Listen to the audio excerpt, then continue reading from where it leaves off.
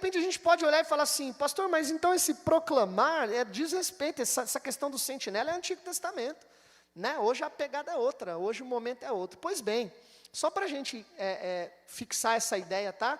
No Novo Testamento, Jesus, em Mateus capítulo 5, ele está começando o Sermão do Monte, ele está ali com os seus discípulos, falando uma grande multidão, mas ele está falando aos seus discípulos, amém?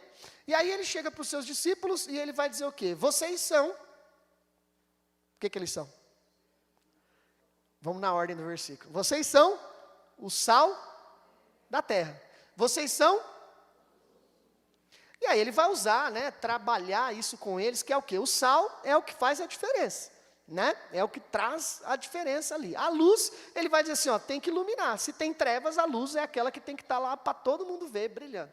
Então, essas duas figuras, e quando Jesus fala assim, olha, por meio das vossas boas obras, as pessoas verão e glorificarão ao Pai que está nos céus, o que Jesus está dizendo para os discípulos? Que eles são referência. Que eles são aqueles que no mundo precisam fazer a diferença. Então ele diz assim, ó, se o sal não salga, não serve para nada.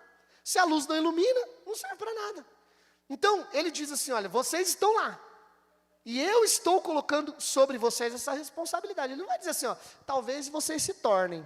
Pode ser que vocês, né, de vez em quando ajam assim. Não, ele vira e fala, vocês são. Da mesma forma que Deus chega para Ezequiel. Deus fala, Ezequiel, estou fazendo de você sentinela. Jesus vira para os discípulos e fala, vocês são a luz do mundo. Então quando alguém pergunta assim, cadê a luz do mundo? Aí você tem que olhar para o seu irmão e dizer assim, está ali, ó, que é o que Jesus falou, né? Quando a gente vê João, por exemplo, já mais para frente, lá em Atos, Jesus já comissionou os discípulos, né? No capítulo 4, eles vivem aquela experiência maravilhosa da cura do aleijado no templo de Formosa. E aí vira um burburinho ali, um reboliço na cidade, porque eles curaram aquele homem, vocês se lembram? E aí chega um momento que as autoridades chamam Pedro e João, e sabe o que eles dizem para eles? Pare de falar nesse nome.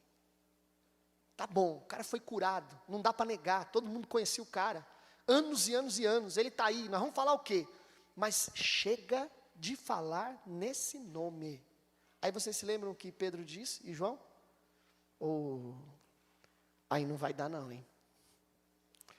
Se vocês tivessem pedido outra coisa, mas assim, não dá para ficar quieto diante do que a gente está ouvindo e vendo. Não dá. O que Deus fez desses homens? Vocês serão as minhas testemunhas. Ou seja, quando a gente vê esses homens ali no livro de Atos, começando esse movimento da igreja, a gente está vendo um monte de atalaia. Porque eles estão lá, sabe, falando, denunciando, né, apontando. E quando dizem para eles, fica quieto, é aí que eles fazem mesmo e vão, porque eles entendem que eles precisam obedecer a quem? Não as pessoas.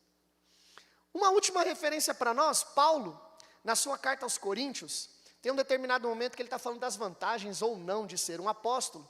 E ele está falando dos benefícios que ele tem ou não. E ele fala assim, eu nunca me vali desses benefícios. E aí tem um versículo no momento que ele vai dizer assim, ó, por quê? Porque a mim foi imposto pregar o evangelho. Ele diz assim, ó, eu não prego porque eu quero. Não é um charme. Não é porque eu falei assim, nossa, encontrei um hobby, uma profissão. Vou pregar a palavra. Ele diz assim, ó, a mim foi imposto. Eu prego porque eu tenho que pregar. Porque se eu não pregar, eu vou dar conta. O que Paulo está dizendo? Eu sou um atalaia.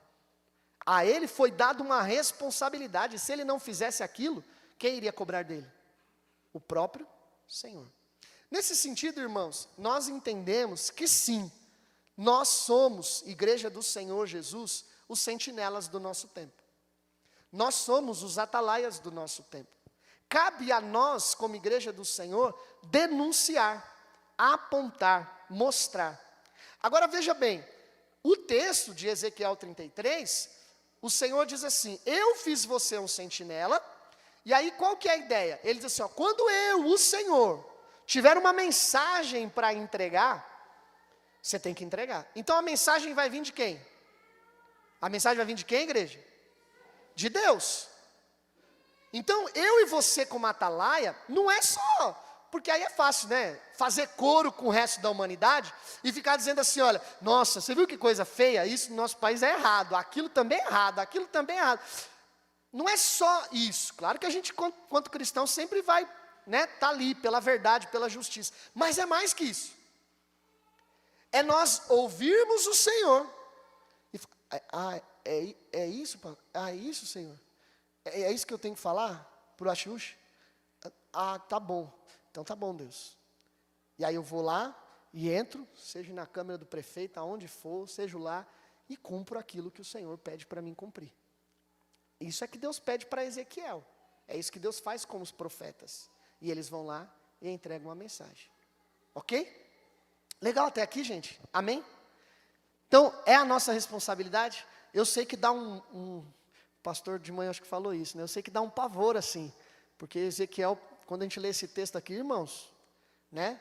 Mas se você acha que ele não recai sobre nós, Pedro traz uma informação na sua segunda carta, que ele diz que o julgamento, sabe por quem que vai começar? Vocês se lembram disso? Pedro diz que o julgamento começa pela casa de Deus. Quando o Senhor vir para julgar, os primeiros a estarem diante dele para serem julgados, seremos nós. Nós não estamos isentos do julgamento.